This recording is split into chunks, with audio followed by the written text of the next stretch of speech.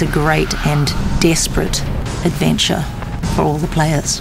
It has elements of addiction, it has elements of sacrifice.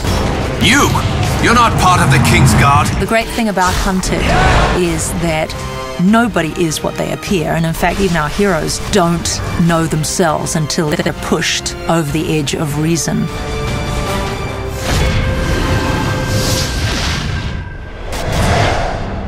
I became fascinated with the Mayans and this concept of this race of people that were so powerful and so organized as a culture that they were invading all of the outlying areas, rounding up all of the people, dragging them back to their temples and sacrificing to their gods. And so we took that concept and put it into a fantasy world. And you had your adventurers. If their goal was to try to stop that from happening, it became very interesting. They are interfering with my slave. Because the Mayans didn't see themselves as evil. They saw themselves as doing what was right to their own gods.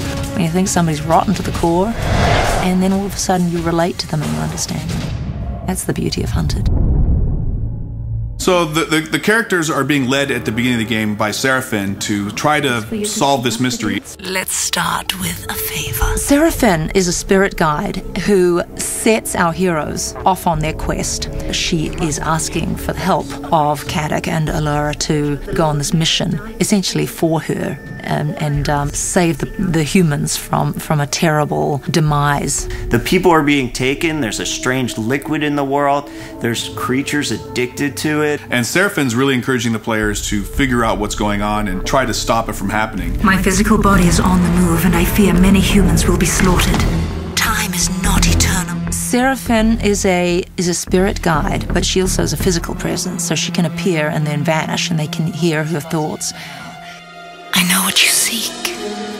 She has a love-hate relationship with Caddoc and Allura. She loves Caddoc, she hates Allura. There's no need for your snarky nature, Huntress. Caddoc's kind of like, seems like she's got good ideas, let's kind of follow along. And Allura's kind of like, I don't trust her, but I'm in for the action.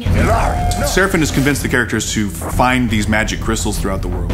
And you use these crystals and give them to Seraphine, and she in turn bestows magic skills and magic abilities on the players. Now please, hand me the crystals. And she desperately needs you to achieve certain quests for her. And she, as a spirit guide, is relaying messages to you. You must get this done, otherwise I will die.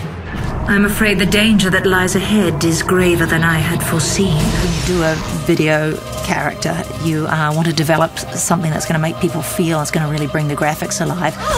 Grow accustomed to it in time. I want you to feel the danger. I want to put a chill down your spine when she's saying it's cold. You know, I want people to feel that it's cold. I want you to feel the terror. I want that quest to feel real to you.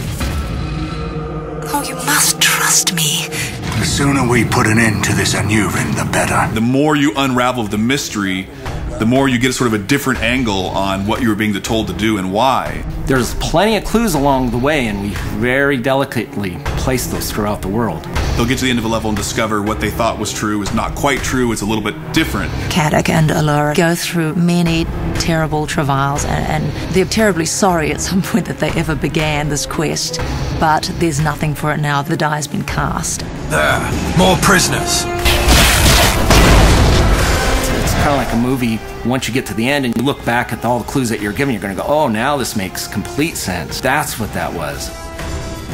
The end is literally soul-destroying for somebody. I'm not going to say who. And the cycle will continue.